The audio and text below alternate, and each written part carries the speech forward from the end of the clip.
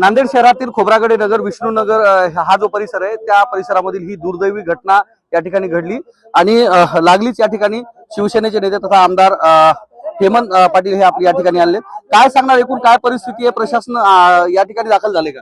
ही जी जागा आहे गोरगरिबांसाठी धान्य जिथं नांदेड शहरातलं वितरित होत होतं ही जागा आहे आणि अशोक चव्हाणांनी जे काही नांदेड शहरामध्ये कांड केलेले आहेत, अनेक शासकीय जागांचा जे भ्रष्टाचार केलेला आहे त्याच पद्धतीनं ही धान्य वितरणाची जागा जी आहे त्यांनी खाजगी विकासकाला दिलेली आहे आणि खाजगी विकासकाने पूर्ण बांधकामाचं उल्लंघन करून इथे UDCPR जो आहे 30 फूट जागा त्यांनी पाठीमागे सोडायला पाहिजे होती। 30 फूट जागा न सोडता लागून जिथं घर आहेत तिथं 5 फुटाच्या जागा 5 फूट सुद्धा रस्ता न सोडता मोठे मोठे पाईल्स टाकलेले आहेत। आज 4 घरं पडलेले आहेत। मरता मरता जवळपास 15 ते 20 लोकांचा जीव इथं वाचलेला आहे। याला जबाबदार अशोक चव्हाण आणि त्यांचे जे काही हे जे खाजगी विकासक पार्टनर आहेत हे जबाबदार आहेत आणि महानगरपालिका आयुक्त सुद्धा जबाबदार आहेत। महानगरपालिका आयुक्तांना येत्या अधिवेशनात घरी पाठवल्याशिवाय राहणार नाही। या ठिकाणच्या स्थानिक नागरिकांनी वेळोवेळी ज्या तक्रार आहेत महापालिका आणि जिल्हा प्रशासनाकडे केलेले आहेत, अद्याप त्याची दखल न घेतली नाही। सुदैवाने या ठिकाणी जीवितहानी घडली नाही, मात्र त्यांचं जे संसारोपयोगी साहित्य पूर्ण गाडले गेलेलं आहे। तुमच्या पक्षाकडून काही मदत त्यांना सानुग्रह अनुदान वगैरे काही करणार का? तातडीनं 4 घरांना 25-25 हजार रुपये एक त्यांना राहायसाठी खायसाठी 4 घरांना तातडीची मदत करत आहे। या महापालिका निवडणुकांमध्ये खाजगी विकासांना ज्या जागा देण्यात आल्या होत्या त्याच्यावर आरोप करण्यात आलेले होते, त्याच्यामधनं हे जे काही बांधकाम झाले, कारण सर्वसामान्य नांदेडकरांना 3 मजली वर बांधकाम करायचं असलं तर परवानगी मिळत नाहीये, खाली 3 मजल्यापर्यंत बांधकाम करण्यात आले। तुम्ही ह्या सगळ्या गोष्टीकडे कसं पाहता? नाही, इथं अशोक चव्हाणांचा हम करे सो कायदा आहे। सर्व प्रशासन त्यांचं असतं, आयुक्त त्यांचं असतात, पोलीस असतात, जिल्हा प्रशासन पूर्णपणे त्यांचं असतं। गरिबाच्या जीवाला इथे किड्या मुंग्यांची किंमत आहे। ते कधीतरी महिन्यातनं शनिवार रविवारी इथे येतात, स्टेटमेंट देतात, निवडणुका आली की पैसे वाटतात, विजयी होतात। परंतु नांदेडकरांचं बघताय की आज 20 माणसं मरता मरता वाचलेले आहेत। त्यामुळं ही जी अतिशय गंभीर बाब आहे, आयुक्त आणि महानगरपालिकेवर कारवाई करा म्हणून माननीय एकनाथ शिंदे साहेबांना मी आता बोललेलं आहे।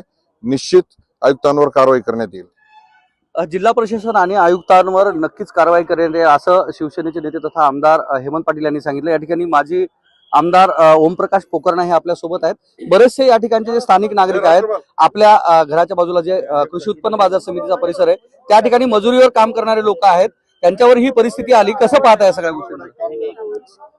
खरं पाहिलं तर ही जागा शासकीय धान्य भांडार त्या कलेक्टरच्या अंडर मधली होती।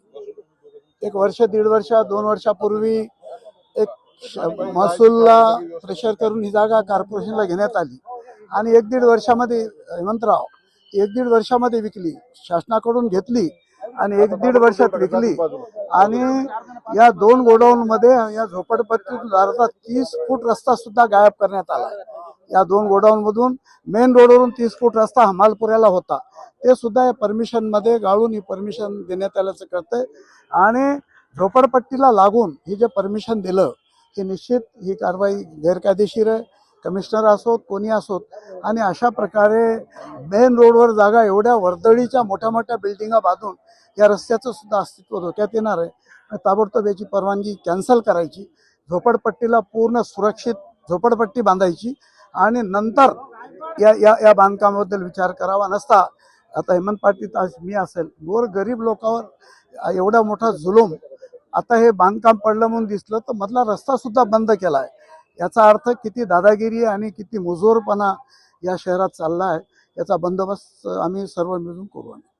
निश्चितच या गोष्टीचा बंदोबस्त आम्ही असं करू असं सांगण्यात आलंय। हेमंत पाटील यांनी असं सांगितलं की येत्या कालावधीमध्ये सभागृहामध्ये सुद्धा हा विषय घेऊ, याच्यावर आम्ही लक्षवेधी लावू असं त्यांनी सांगितलेलं आहे। आणि जे खाजगी विकासकासह जे या ठिकाणचे जे जिल्ह्यातील प्रशासकीय अधिकारी आहेत व अथवा महापालिकेचे जे प्रशासक आहेत, आयुक्त आहेत, यांच्यावर सुद्धा कारवाई झाली पाहिजे, हाच आमचा निवडणुका झाल्यानंतर अजेंडा असेल असं सांगितलेलं आहे। या ठिकाणी पाहू शकता की ज्या पद्धतीचं हे जे खोदकाम चालू होतं ते ढासळलेलं पाहायला मिळतंय आणि नागरिकांची ही भूमिका आहे की जोपर्यंत आम्हाला न्याय मिळणार नाही तोपर्यंत या जागेवरून आम्ही हलणार नाहीत असं सांगण्यात आले। जिल्हा पोलीस बल जे आहे ते या ठिकाणी दाखल झालेले आपण बाजूला पाहू शकता की या ठिकाणी नागरिकांनी जी घेतलेली भूमिका आहे की जोपर्यंत आम्हाला सुरक्षित स्थळी हलवणार नाही, जिल्हा प्रशासन याची गंभीर दखल घेणार नाही तोपर्यंत या जागेवरून आम्ही हलणार नसल्याची भूमिका या ठिकाणच्या स्थानिक नागरिकांनी घेतली.